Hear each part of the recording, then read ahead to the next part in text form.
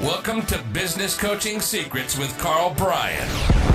If you want to attract new high-end coaching clients, fill live events, and build a wildly profitable coaching practice where business owners pay, stay, and refer, you've come to the right place. In this podcast, Karl provides his keys to the kingdom for finding and signing high-paying clients and building the coaching business of your dreams. Here we go. Welcome, everybody, to another episode of Business Coaching Secrets, where we give you the strategies, the mindsets, and the frameworks to building your own 6 and even 7-figure coaching business. I am, of course, your host, the Road Dog, with none other than the man, the myth, the hurricane dodging legend, Karl Bryan. Shoots. Yo. Shoots we. Oh my gosh, man. Cat 5 hurricane came flowing through. And there were predictions for storm surge of like 8 to 10 feet. And buckets and buckets of rain, like inches and inches. And you know how much rain we got? We got the house shuttered up, got sandbags all around. And you know how much rain we got? How much tons, I'm assuming? 0 shoots, like, and I'm not kidding, 0. Yeah, nuts. Crazy. Wow. But poor Jamaica got mauled. We've got 2 staff members live in Jamaica, so we're sending love, but they're all right. They're out of power, but everybody's safe, so we're good. Shoots. Yeah, and I'm hearing it could take quite some time for that cleanup too. Hey, like that's pretty crazy. Yeah, don't mess with Mother Nature. There you go. Yeah, and by Mother Nature, you mean Trent Savage. Is his name Trent Savage? The pitcher for the Toronto Blue Jays, folks. Let's go. Started the season single A ball, playing for the Vancouver Canadians. Shoots. 22 years old. Oh my gosh, what a stud. What a stud. Love him. Where you listen to us talking like we're huge baseball fans. Yeah, I know, exactly. Didn't watch a baseball game all year, but the playoffs come and I'm wearing my hat and go Jays go. But anywho, Canada's team, baby. Let's go. There it is. All right, Shoots. Speaking of success, this is a great segue. Wow, I didn't even like. I'm so good at this now, Shoots. I'm setting it up without even knowing I'm setting it up. It's next level. Buddy. Listen, when you're coaching clients and you know that you're making progress with them, why is it that it's like they just can't seem to acknowledge the progress that they're making, and why do they not feel that success, that level of success? Yeah. Why do they not? And that is, I think that's a great question, and I think that is insanely common. So I'm just thinking of the song Janet Jackson, What Did You Do For Me Lately? Right? Nothing. I just tell you, nothing about success feels successful while you're building it. Introduce me to somebody who's successful and achieved what we'll call legit success, as in a coaching client or a business coach or what have you. And I guarantee 3 things. 1, they'll feel behind. 2, they'll doubt themselves daily, right? Doubt themselves on a regular basis. And they'll want to quit. Right? I can almost guarantee that the truth is every winner felt this way on the come up. So again, if you're feeling like that, if your coaching client is feeling like that, you're in good company. Like, what do they say? Losers never start, winners never quit, right? Like losers concentrate on winners and winners concentrate on winning. Here's what you got to do. You got to define winning and commit all of you to it. You've got to help your client define winning and make sure that, you know, they're dialed in so that when you hit these milestones and you get the ad campaign and you get the first sale and you get the first upsell and you get the market dominating position implemented and you get the first bad joint venture, not excellent joint venture, but average one, you know what I mean? You got a high 5. So you again, define winning, and just, define winning and commit everything you got into it, and then concentrate on winning and have your clients do the exact same. So progress equals happiness, as you always say, as we close out the podcast, like 1% a day, every day for 365 days is what? It's a 37x on your current thing. So it's compounding, right? You double a penny every day for 30 days, and what happens? You end up with $5 million.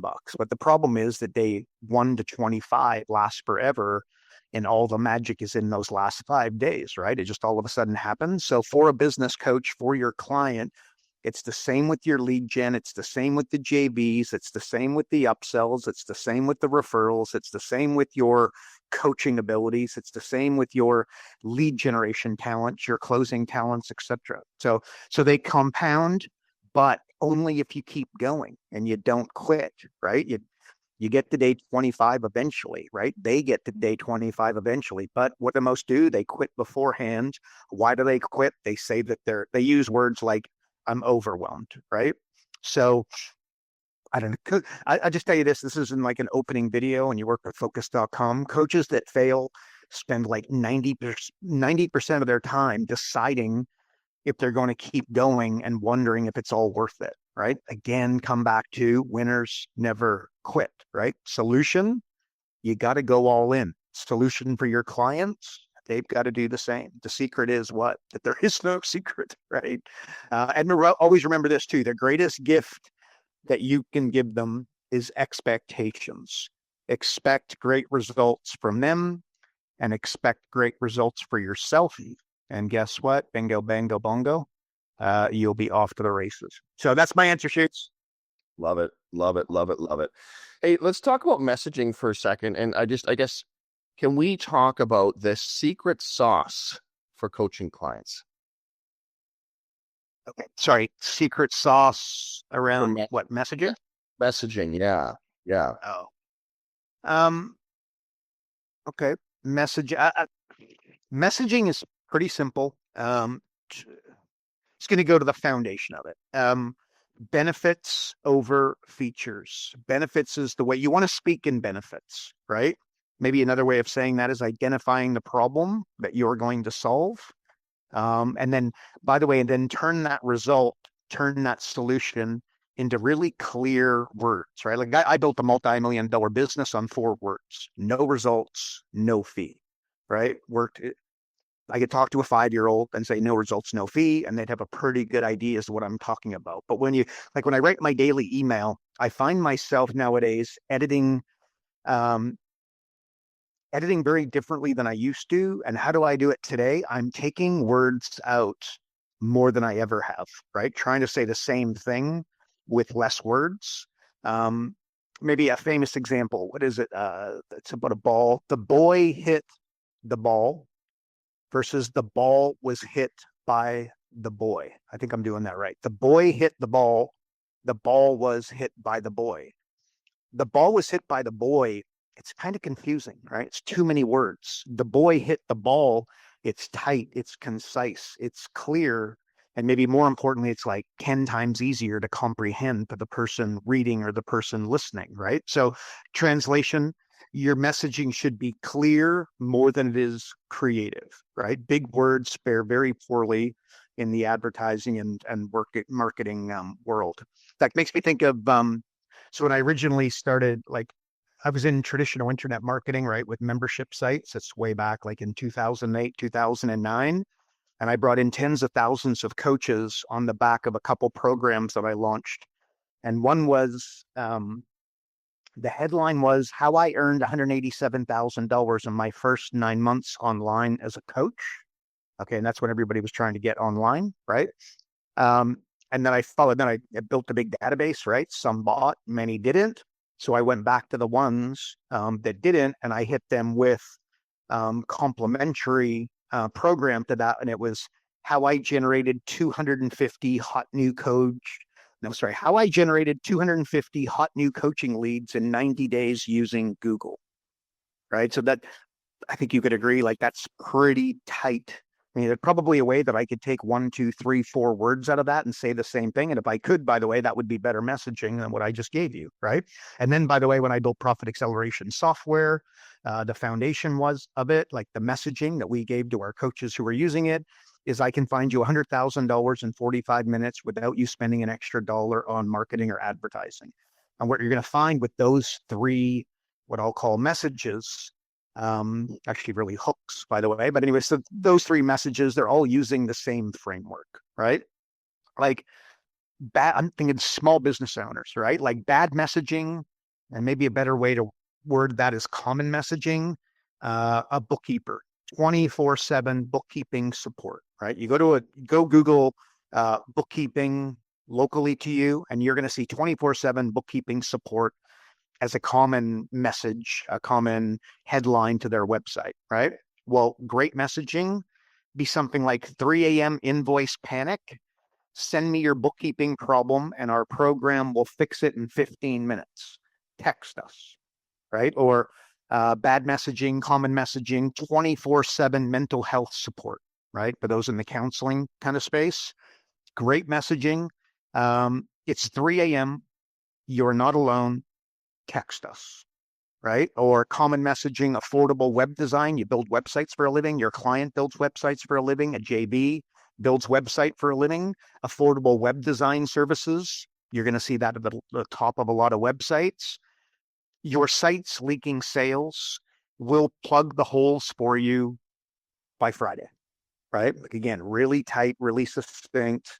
I think that's fairly clear. Like, shipping, fast shipping on all orders. Order by noon, you'll have it tomorrow, guaranteed, right? Text us. What's not UPS, but FedEx, when it absolutely, positively has to be there the next day. Tight, simple, says everything, again, to your ideal clients. Maybe social media management. A lot of our coaches, digital marketing and that sort of space. Rather than saying social media management, which I think, again, that would be very common phraseology that you'll see out there. Your phone is quiet. Our social media posts will make it buzz with new clients by Friday. Text us, message us, opt in, give us your email address, and we'll set up a time, right? Call to action. Maybe a graphic designer. What do they say? Custom logos, like as though that's exciting. I don't know. It's okay, but one logo, 1 hour, one price, and you'll have it tonight. Text us, message us, phone us, click the button, right? Again, call to action. Roofer, we talk about roofers a lot. What are they going to say? Reliable roof repair, something along those lines. Leaky roof, ? Will fix your leak before your morning coffee. I think that could be better. And in this too, Shoots, so in messaging, one of the things that I learned a long, long time ago that was very valuable was what I'm going to call an inbuilt takeaway, right? So this is actually a Dan Kennedy example from way back when. You'll love your pizza, okay, versus you'll love our pizza, okay? Our pizza, that's you'll love your pizza is your pizza, Road Dog. You'll love our pizza is my pizza that you're then going to get, right? So our is basically an inbuilt takeaway. Work with us and your software will help you get high-end coaching clients versus our software will help you get more high-end coaching more high-end coaching clients than you can handle. Okay, X factor there. Our software versus your software. Ours is an inbuilt takeaway there. Frame, they want what they can't have, right? So messaging, Shoots. You want to be clear more than you want to be creative. And I would finish with saying, like, coaches, like, again, a lot of high-end coaches, they got MBAs, got PhDs and this sort of thing. And notwithstanding, we're trying to sound a little bit more intelligent than the person that we're speaking to, which I would agree with. And I think that's a good frame. But what's super important is that you're super clear, right? So your messaging, an 8-year-old needs to be able to understand it. There's a mental model in there that I can't think of right now, but that's, you want it to be so simple that if you said it to an 8-year-old, they would be able to understand it. And with an 8-year-old, you would use 2-syllable words, not 3-syllable words, right? Like my profit acceleration software, we can find you $100,000 in 45 minutes without you spending an extra dollar on marketing or advertising. Any 5-year-old, any 8-year-old will be able to hear that and understand it. And by the way, Shoots, the critical piece of that message is the second half without you spending an extra dollar on advertising or marketing, right? It won't, we can find you $100,000 in 45 minutes. If you stop there, it's not nearly as tight, as good, as effective as if you do it. I can find you $100,000 in 45 minutes without you spending an extra dollar on marketing or advertising. So Shoots, that's what do you think? That messaging, the inbuilt takeaway is an important one there. I love it. I find it ironic that the king of all rabbit holes is trying to use less words. Yeah, I do Shoots. I know, buddy. I'm trying, man. I'm trying. You know that. You know that. Hey, speaking of other rabbit holes, though, last week we were talking about AI and how to AI proof your business, and we got heaps of feedback. Do you want to just sort of address that? Yeah, I know. I saw that. So look, what did I say? Plumbers, roofers, landscapers, handymen, window washers, AI proof businesses, right? A robot is not to start rolling up and doing your plumbing. It's not about, to start rolling up and doing your heating, doing your roofing, washing your windows. A robot's not going to, build a residential fence anytime soon, right? Will it happen? Look, I'm sure it will, but it's just not anytime soon. So don't doom scroll and play out worst case AI scenarios, right? Like, and by the way, robots will wash windows. I have no idea how this plays out, right? And by the way, neither does Sam Altman, the guys at Microsoft and Nvidia also, right? And the ones that are telling you the truth will tell you as much, right? But I tell you this, robots will wash windows in New York a lot faster than they will in Wisconsin. And that's an important, like, where are you and where are you marketing and where are you taking on coaching clients, etc. But again, it's not happening anytime soon, right? Like the internet is a needle mover on steroids. No doubt that would be so painfully obvious at this point. But many of seven-figure businesses still don't have a website, right? Let alone an effective social media strategy, right? Many businesses will survive and thrive without AI. Also, AI will crush a lot of businesses. Let's not be crazy, but doom scrolling, got to be a little bit careful, and notwithstanding, understanding where we're at. We're not 3 years ahead, 5 years ahead, or 10 years ahead. You're getting clients today, tomorrow, next week, next month, next quarter. And AI is a very powerful tool, but not one to be, fearful of, while, what I mean? Like talking to, talking to business owners and worried about generating leads going, oh my gosh, AI is going to take all this away, right? In fact, there's a famous Steve Jobs story where he was trying to talk about the importance of having a personal computer. And he kind of started with the question, is something to the effect of how do you go fast, right? And then he went on to say that a cheetah can run at like 70 miles an hour, a gazelle can run at 50 miles an hour, and then a human can go like 20 miles an hour tops, right?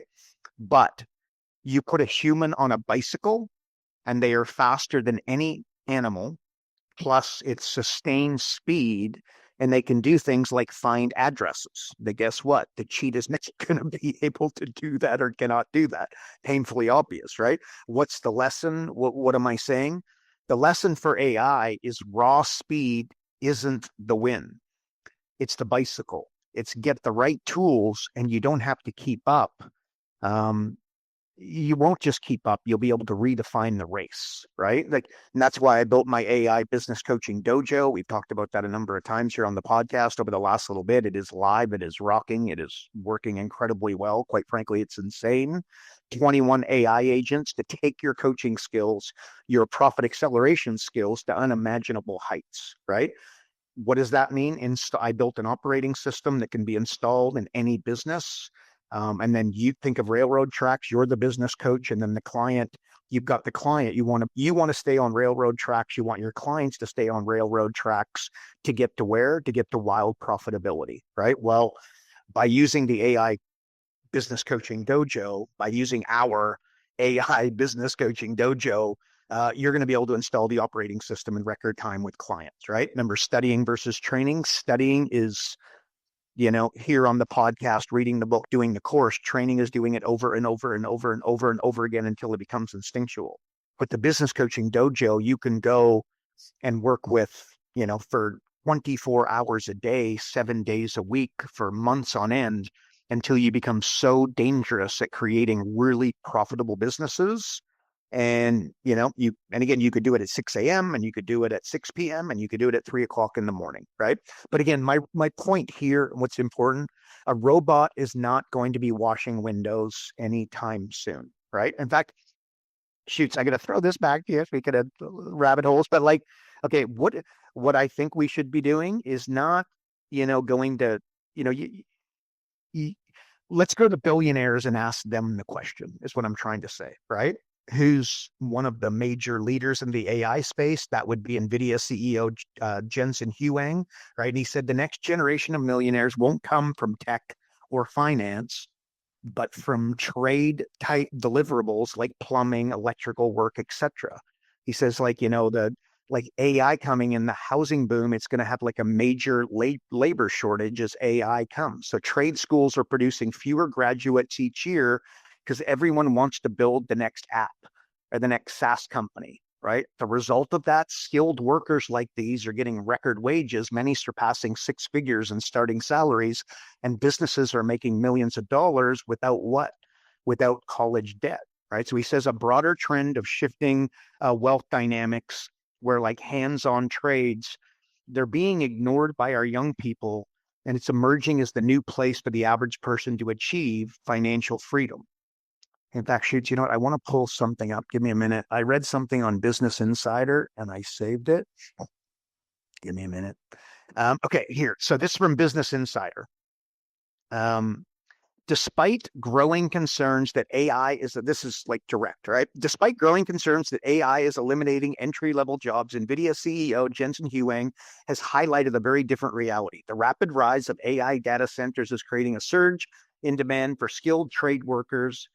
As the infrastructure behind artificial intelligence scales globally, roles like electricians, plumbers, and carpenters are becoming essential, not replaceable. Huang is urging Gen Z to seriously consider trade schools, pointing out that NVIDIA alone plans to invest $100 billion into OpenAI and related data center development.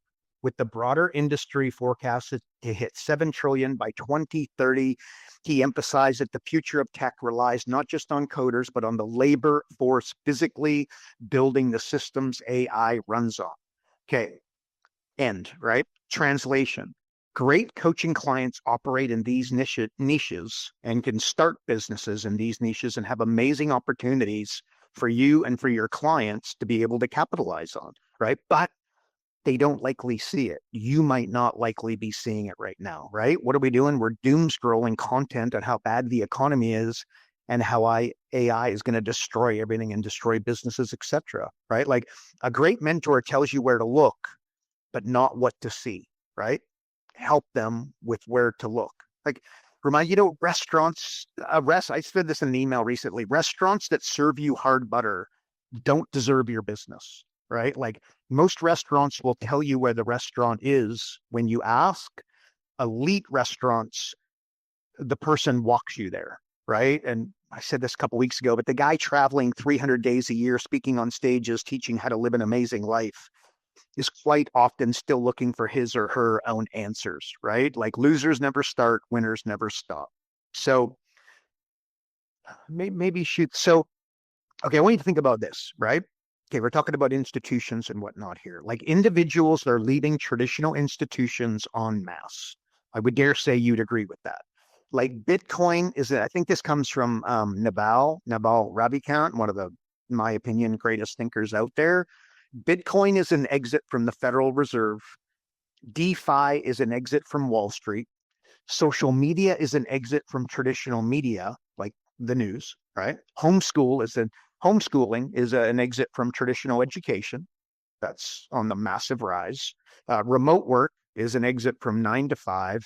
And the creator economy that us as business coaches live in is an exit from employment, right? So the stock market's at record highs, but the stock market is not the economy. The stock market is not being driven by economic fundamentals. It's being driven by AI spending, like NVIDIA committing $100 billion to OpenAI, and then OpenAI committing something like $300 billion in cloud compute pact that they formed with Oracle. And then Oracle, in turn, does a $40 billion purchase agreement with NVIDIA to buy chips to basically fuel the build out, right? This leads to trillions of dollars capex.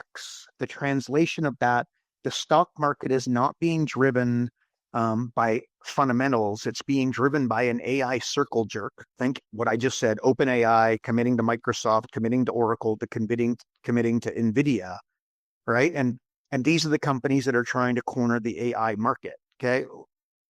What am I trying to say here? The question is whether or not is that sustainable or even a good idea, right?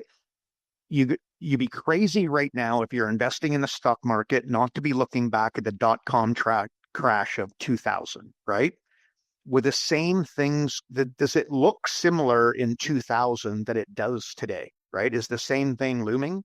By the way, I don't know. You don't know. The greatest, the greatest finance minds in the world don't know, right? But what I do know is that 50% of the stock market is 10 companies, roughly, right?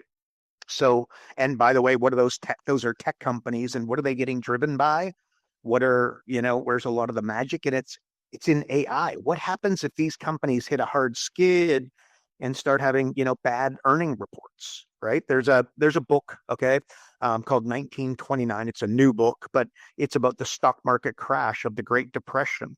And I think if you're into this, and if that sounds attractive to you, that would be a book that I would consider you either going to ChatGPT and have it summarized for yourself, or again, getting a copy of the book and reading it soup to nuts. It's a bit of a monster, but pretty powerful. Look, so shoots a bit of a rabbit hole, but bottom line, trades, home services, and simple businesses solving real people's problems are wonderful AI-proof businesses to be helping start.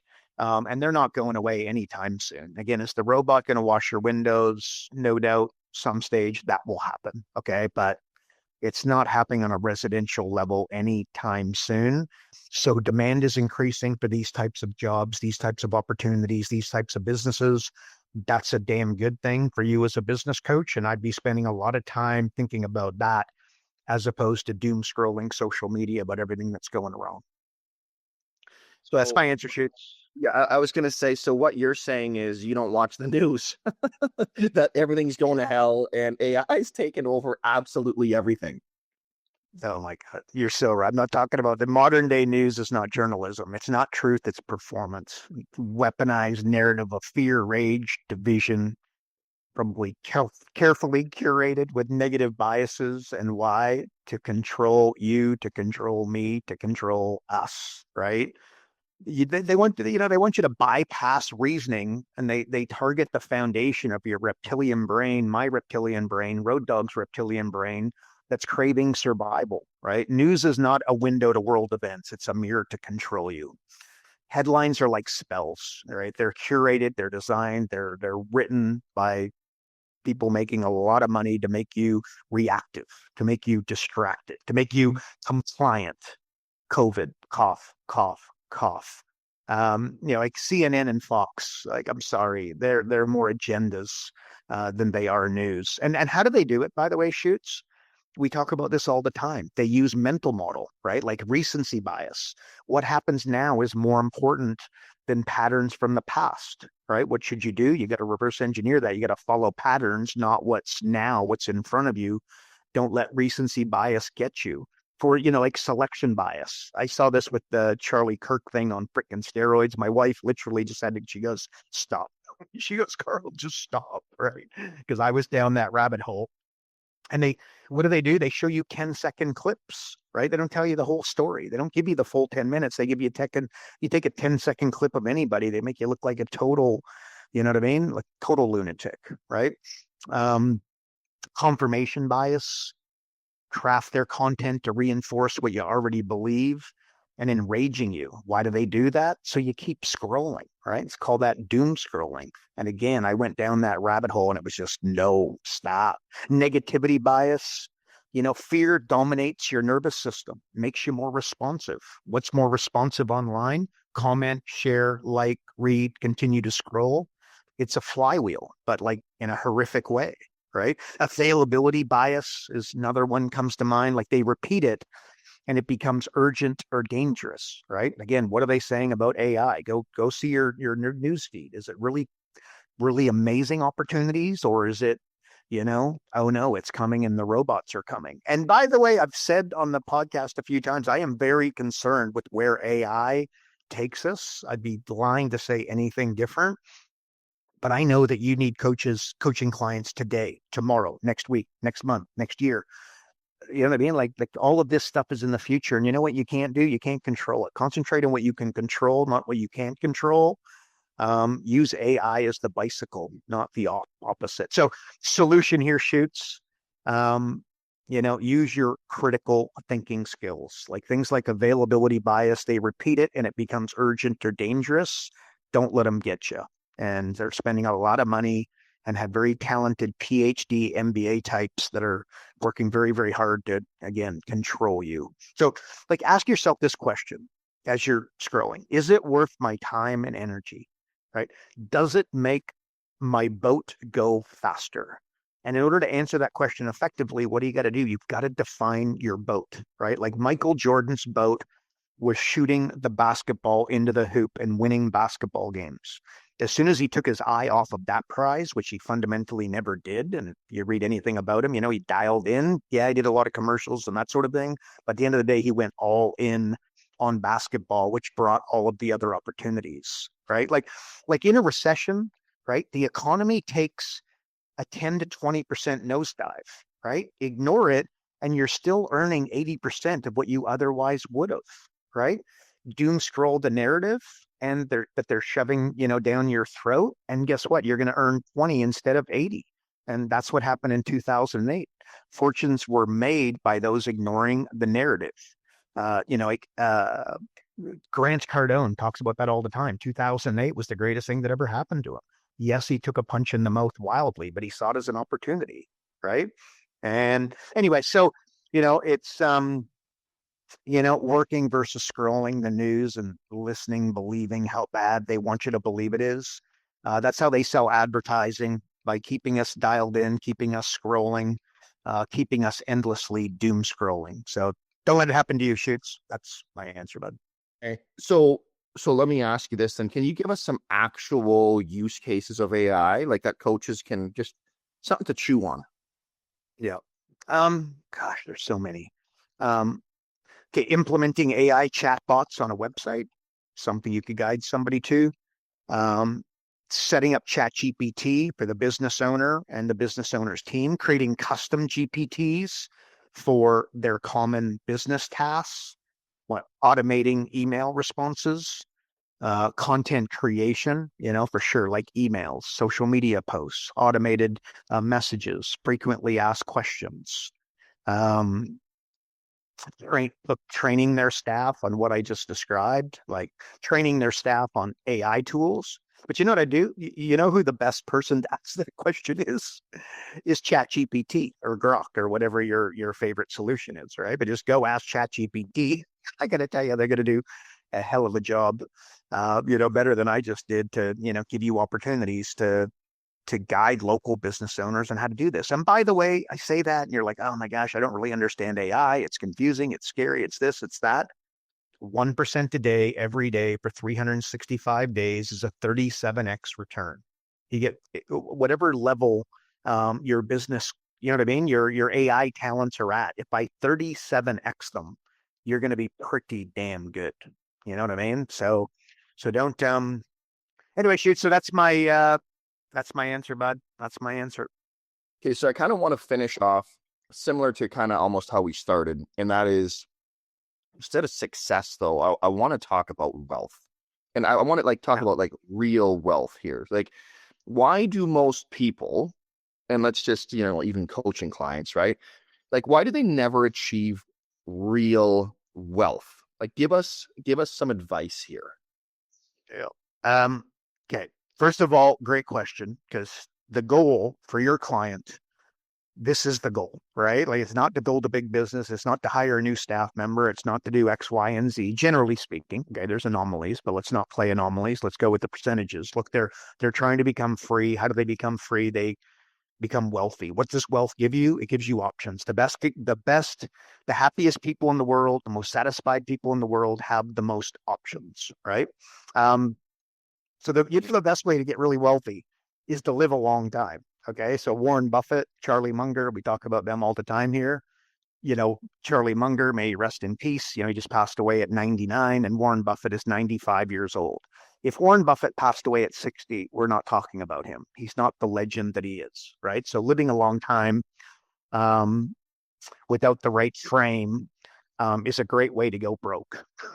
It's like kind of ironic, right? Like the best way to get really wealthy is to live a long time, and the best way to go broke is to live a long time. What do I always say? Like there's two things that are very, very rare, and that is old and wealthy, right? When you meet somebody who is old and wealthy, you want to use your two ears rather than your one mouth. Remember, the ultimate respect is paid not to those who make it, but the ultimate respect is paid to those who make it and keep it. And on that case, I just want to really important. You want to retire with income, not just net worth. You want your clients to retire with income, not just net worth. I don't need to meet the plumber, the butcher, the baker, the candlestick maker to know that that's not how they're thinking. What do I mean? Rather than aiming to own 3 properties worth $500,000 each and just fill in the numbers, it might be $1 million, it might be $2 million, it might be 250 grand, irrelevant, right? You want to own 3 properties worth, and let's say 500 grand each, right? And then you've got what? $1.5 million for your retirement, right? Your client's retirement. Well, a way better aim to own 3 properties for how long? What will Warren Buffett, how long does Warren Buffett want to own a stock for? Forever, right? So own 3 properties and rent them out for $3,000 a month, right? Do the math for me real quick. That is how much? $9,000 every how long? Every 30 days, every month. For how long? Forever, right? So retire with 3 properties with $3,000 each per month in rent, and you have $9,000 forever, right? You live to 96, not a problem, right? Plus the capital gains, that very exciting, but I won't go there. It's just, you want to retire with income rather than thinking about retiring with net worth, which is what most people are thinking. I had to tell you, wealth, like this is probably my favorite topic to study, to learn, and again, and I don't go to the Facebook to learn this. Charlie Munger, Ray Dalio, Warren Buffett, these old and rich, and old, very, quite old and very rich, very wealthy, right? So the ultimate respect not paid to those who make it, it's paid to those who make it and keep it. So the key to staying successful, okay, we're going to call that wealthy. And yes, there's far more to it than just money, to be clear. I get that, right? But let's just talk about wealth here. The key to it is to do fewer dumb things rather than more smart things. Again, counterintuitive to the way that your client is thinking. Like business is an intellectual sport, right? So danger zones that you're going to encounter daily, your client's going to encounter daily. 1 is being overly optimistic. 2 is what they believe to be true. And then 3 is risk, right? They're also, by the way, those 3 are the same. Like those are the 3 keys to maintaining wealth, right? So like overly optimistic, it's building the product before selling the product, right? You see this on Shark Tank all the time where they blew their life savings, sold their house to build something and then haven't sold it yet, right? Spending a fortune and assuming people want it is like a graveyard of wealth. And again, you see that on Shark Tank all the time where they all go, oh my gosh, and take a deep breath and they feel pity for the person they're pitching them, right? So 1 is being overly optimistic. 2, what you believe to be true. Look, Facebook ads don't work, or Facebook ads do work, and then spending a fortune before creating an offer that sells organically, right? Or hiring to fix a problem. And I've absolutely fallen guilty to that many a times, right? Or that the real estate market is going to continue to go up.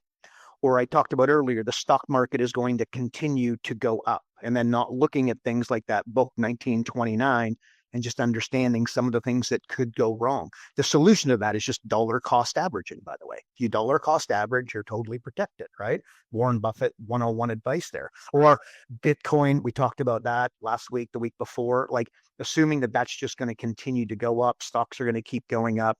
The economy will not experience a downturn, or the economy will experience a downturn, right? Thinking that real estate is too high and it's got to plummet. Well, what happens to that individual? They never get off the sidelines, right? Um, and then risk, you got to be a little bit careful with your, the things that you automatically instinctively believe to be true, right? And then I would go to risk, and that would be taking on debt, right? Automatically, like you take on two, you're never gonna, nobody ever goes broke without owing somebody money, right? So yes, there's good debt, there's bad debt. We talked about that. That's a, very common, you know what I mean? There's people much, much, much more intelligent than I that can teach you about that. But like taking on debt as a general rule, Dave Ramsey screams this from the mountaintops. And do I agree with them? In many cases, no. But as a foundation, nobody's ever gone broke without owing somebody money, right? So solutions to all this, education and understanding and dialing in on your core competency is what I would say Warren Buffett and Charlie Munger scream from the mountaintops, right? Like most people don't burn out. Um, like most people burn out from working too hard, but from never giving themselves real permission to rest, right? Let your brain, let your body relax and recharge. Okay. So the answer is pause. I used to have a post-it note on my computer that I had for a long time, and it had that, pause versus quit. It's okay to pause, right? What's not okay generally is to quit. And of course, there's nuances to that I'm not going to get into now, but use your critical thinking skills to what I'm, where I'm going, what I'm talking about. But shoots like, okay, so we're guiding a coaching client. The gap between 5 million and 50 million is not hustle. What is it? It's priorities. 80% of their money, let's just think 80-20, 80% of their money from 20% of their clients, 80% of their productivity from 20% of their staff, 80% of the revenue from 20% of the products, 80% of the usage from 20% of the functionality of the software. It's 20% of the habits bring 80% of your happiness, gym, meditation, meaningful work, right? 20% of your relationships or 80% of your support. 20% of your clothes or 80% of what you wear, right? 20% of your effort going to bring 80% of your progress. 20% of your worries, what will they do? Bring 80% of your stress. Reverse engineer it, work out what are the 20% of your worries that are bringing on 80% of your stress. And believe me, an insane amount of it is highly imagined. It's in between your ears. It never actually happens. So shoots, okay, you asked me about wealth. Money is ultimately a game of doubles. The most expensive habit you have is impressing people. That's the car, that's the house, that's the college degree. So your money is not able to double. So, and I got to go to mindset shoots is so what is wealth about? It's not about income. It's more about behavior and mindset, right? Buy stuff. And what happens? You buy stuff, you end up with stuff. You can get lucky and make it. You can't get lucky and keep it. Like not wanting something is the same, if not better, than actually having it. So behavior, people talk about investing, but then what do? They don't do it. They talk about running the ad campaign, and what do? They don't do it. They talk about doing the marketing campaign, and what do? They don't do it. And if they do, in a lot of cases, especially in investing, they gamble, right?